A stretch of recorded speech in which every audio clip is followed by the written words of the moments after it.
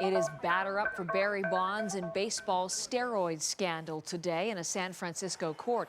Bonds is the all-time home run king and one of the most controversial figures in the game. The former San Francisco Giants slugger is expected to plead not guilty to lying about steroid use to a grand jury. His trial set to begin later this month.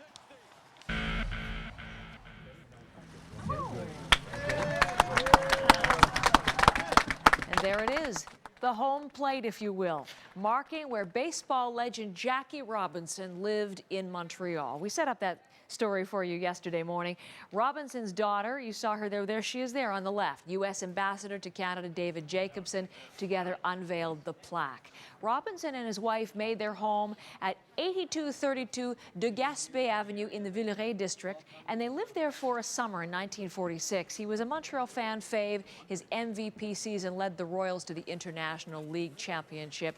The next season, as you know, Robinson would go to Brooklyn and make history for breaking the color barrier as the first black player in the major leagues. Terrific tribute to him in Montreal.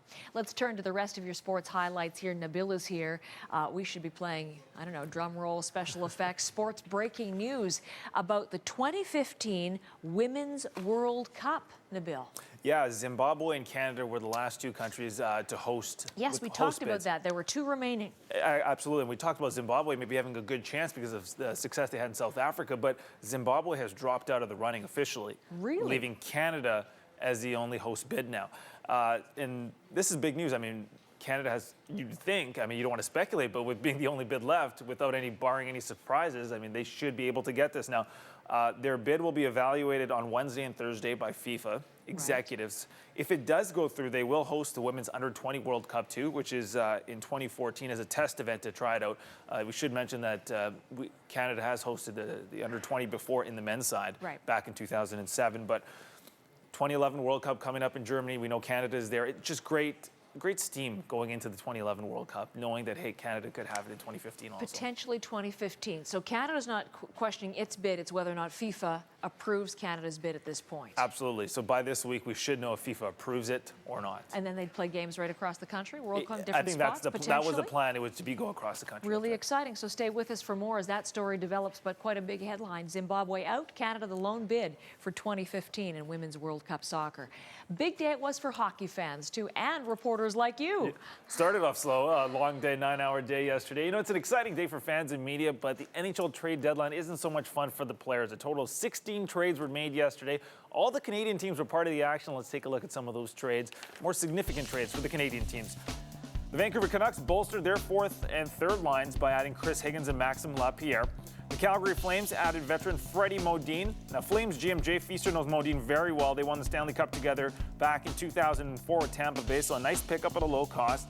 The biggest deal of the day was by Edmonton and LA. The Oilers trading away Dustin Penner. In exchange, they got defenseman Colton Tubert, a first-round draft pick, and a third-round pick.